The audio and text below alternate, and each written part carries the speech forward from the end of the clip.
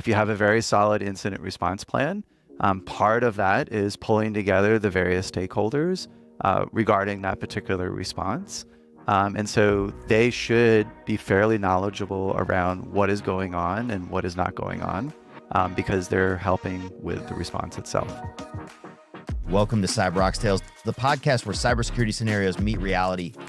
In each episode, we'll sit together with the top cyber pros to dissect major security incidents, giving you actionable insights and practical advice to fuel your playbooks and success. Ready? Let's go.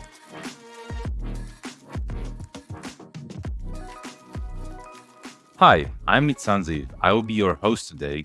And today I've got with me Tyson. So Tyson, hi and welcome to the show. Why don't you tell our audience a bit about yourself? Yeah, absolutely, Neatsun. So my name is obviously Tyson.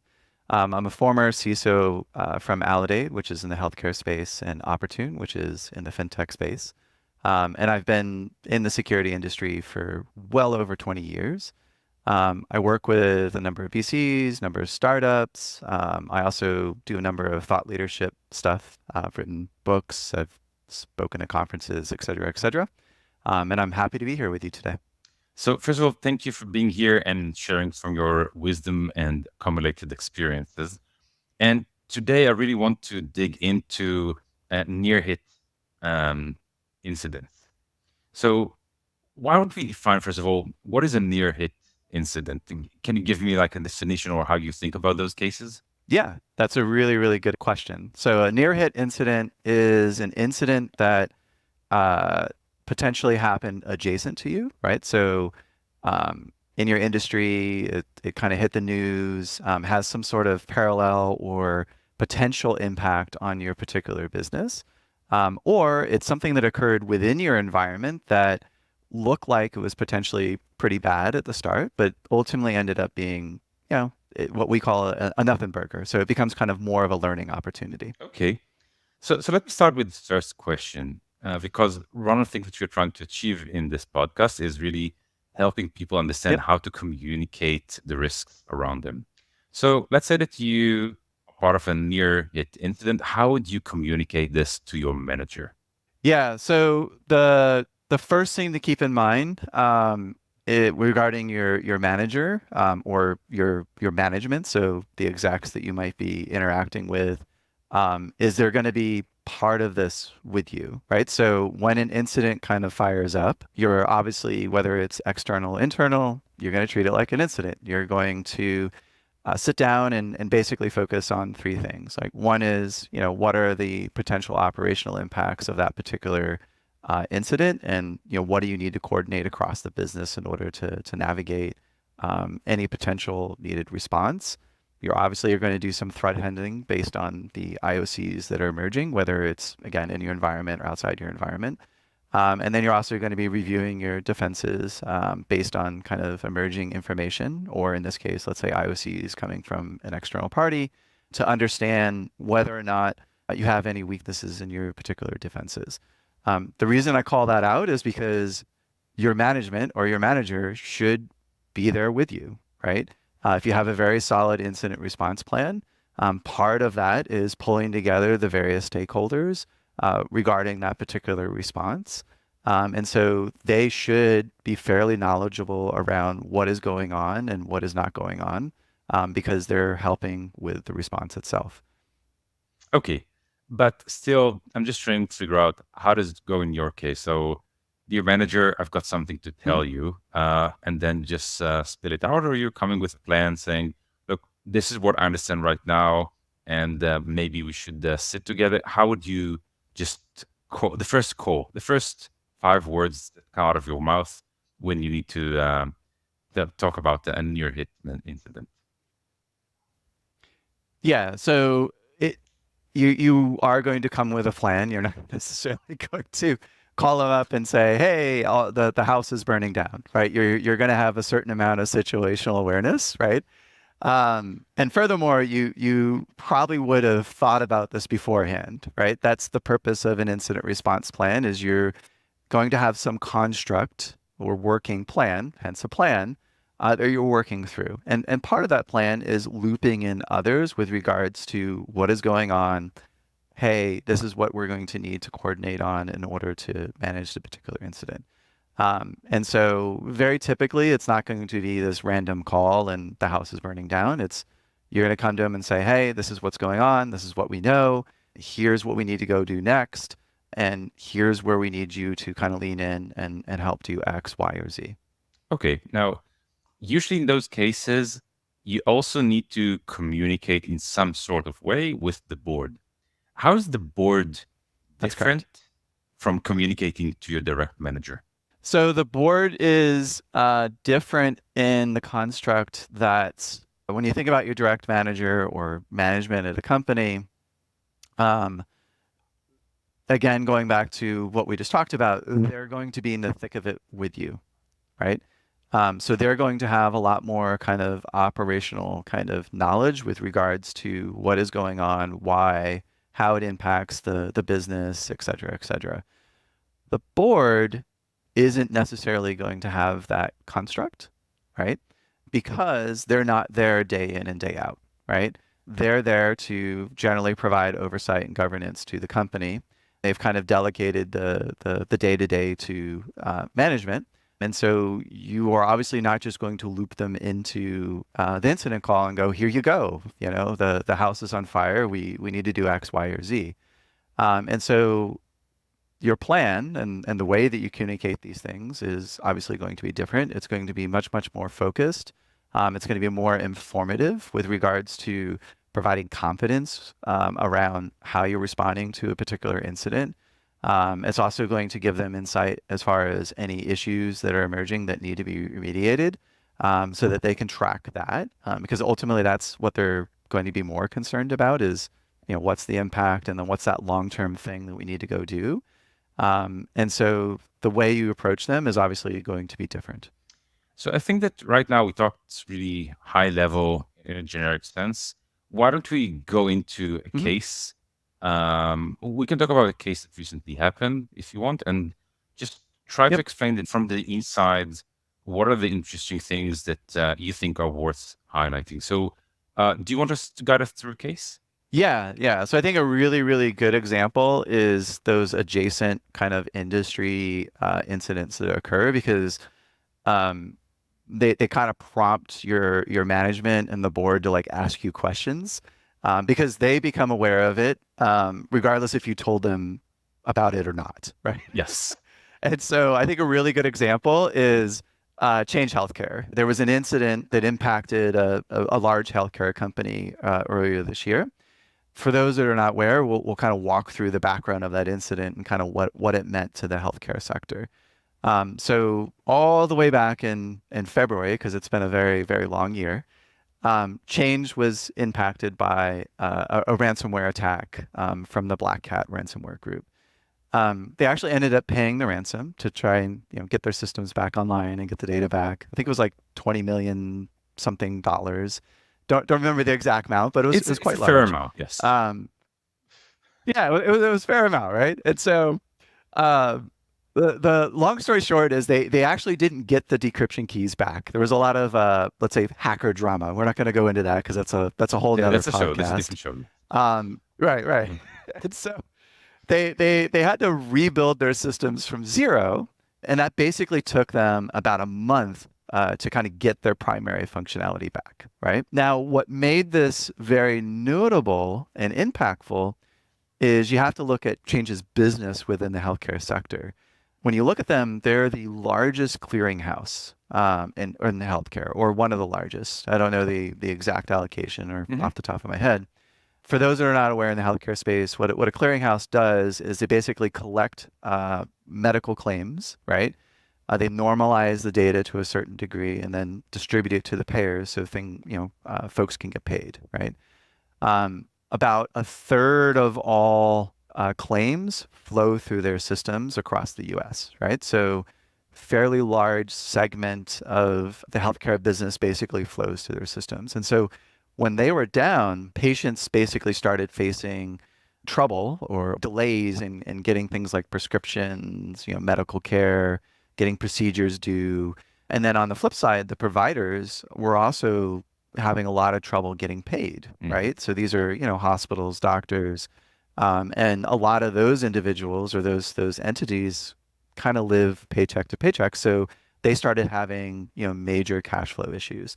And then the other component is, as you can derive, a third of, claims go through their systems. As a result, a third or more of people's data in the U.S., resided in their systems. So big ransomware attack impacting the sector, large impact. Naturally, that's going to, pose some questions. And then, right off the bat, you can see that they had challenges around certain controls. It was in the news that they didn't have MFA on, remote access. That was how the actors got in. And then they obviously had challenges around the whole BCDR processes, right? They didn't understand the impact that their systems being down had on the sector. And then it took them a lot of time to kind of get things up and going. So that's kind of like the construct. Okay. So if we're zooming out from the construct for a second and wanted to focus on the communication aspect of a near hit. So this was a hit. And if I said correctly, in the time you were still working in the same industry. So how did you first learn about this?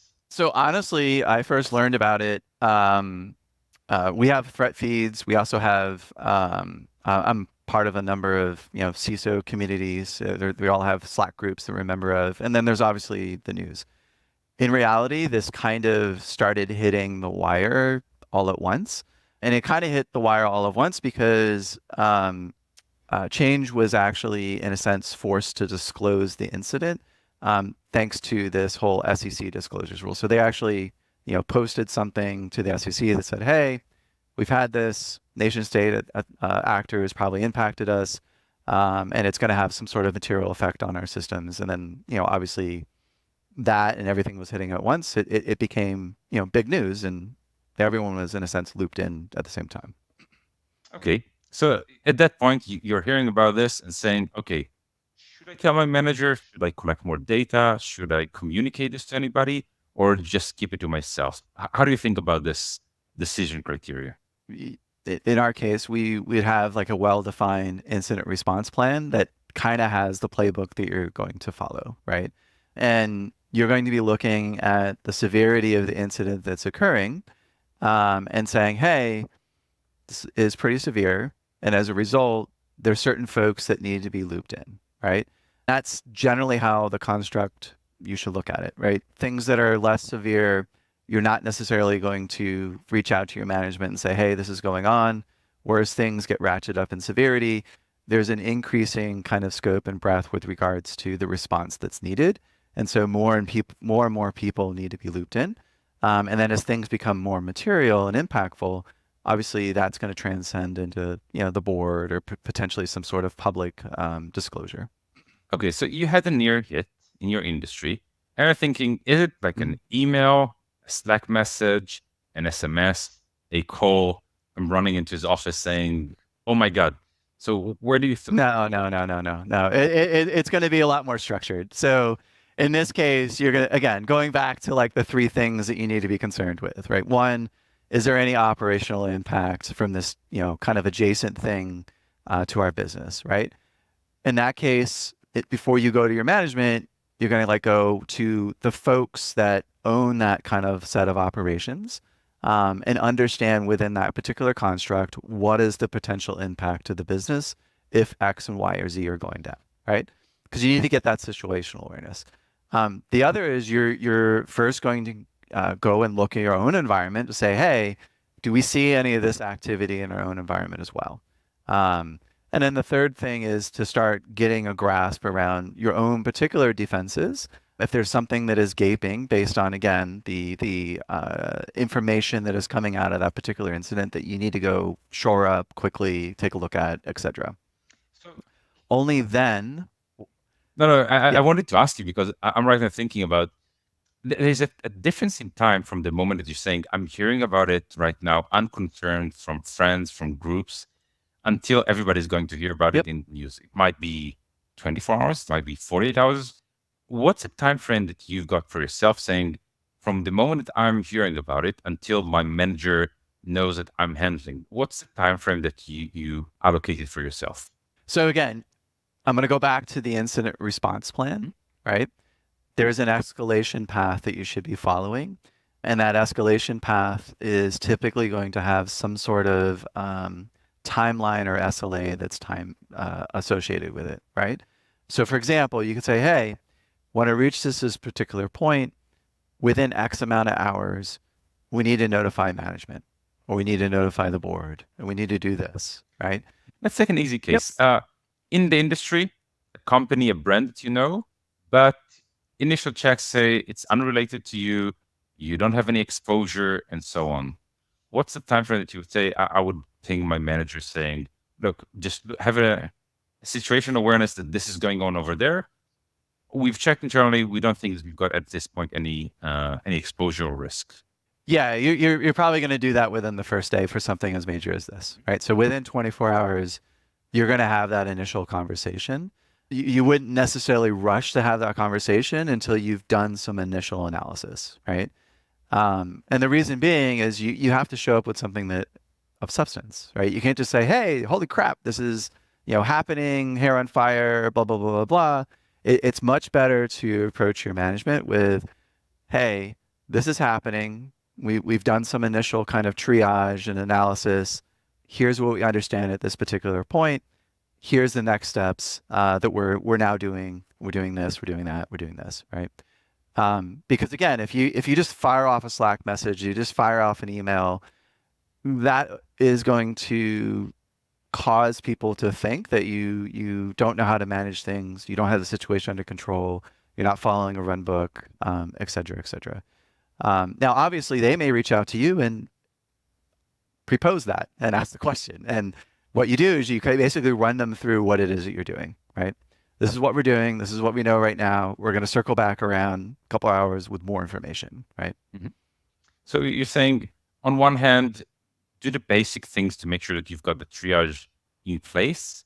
Be receptive to any question if somebody hears about it, but do not create a situation where you're raising the flag saying, look, there's something happening. We're already triaging this. I will update within X amount of hours. You would say, I prefer to have the analysis internally before somebody else applies the pressure. So we'll have time to concentrate and do the work as we scheduled it in the incident response plan versus being stressed out and something might go wrong just because we're stressing and going off the planned course. Yep. No, makes perfect. Yeah. You don't want to create chaos in a response, right? The better way and more disciplined way is to say, look, we thought about this beforehand. We have a playbook that we're following, and it allows folks kind of the room and space to do good work, right? If you're constantly doing this, what I call circle of fire, right? You're going to make mistakes. And the reason you kind of think through these beforehand is so that you limit the mistakes that are made, right? Yes. And we all made them. It also, right, we've all made them, right? And the other thing is by kind of thinking this through and following your playbook, it limits the questions that happen afterhand, right? Of like, did you do this well, right? Yes. Because you could say, no, we agreed on doing it in this way. We agreed on notifying you based on these particular thresholds along this particular timeline, and that's what we followed. And by the way, that's actually increasingly more important because you have all these other external parties that are requiring, notification or disclosures around incidents. And if you don't do it in a certain kind of structured manner, they're going to start questioning externally how you manage these things. You need to have that discipline so you can go back and say, we handle it in this way, we classified it in this way, and we did it because we agree that this is the context and how it applied to our business. Okay. So I want to take you to a different direction for the rest of the conversation. Yep. So you used to be a CISO full-time and you moved to be a virtual CISO. That's a new chapter in your life that is just starting right now. So we're kind of outing you before everybody else is already aware. Surprise! Yes. So welcome to the party. And I want to first ask you from your current role to a virtual CISO role, what's the difference? Give me the three big things that you see that are completely different. That's a really, really great question. So to put it into construct, because how you classify things is very important. The V in front of the CISO means that you're not a CISO, right? And that's the important aspect. You become, in a certain extent, an advisor around how security programs are built, how risk is managed, et cetera, et cetera. And so when you look at like what is the primary differences, and you ask for three, right? One is you're not actually a CISO, right? You're more akin to kind of an executive level advisor.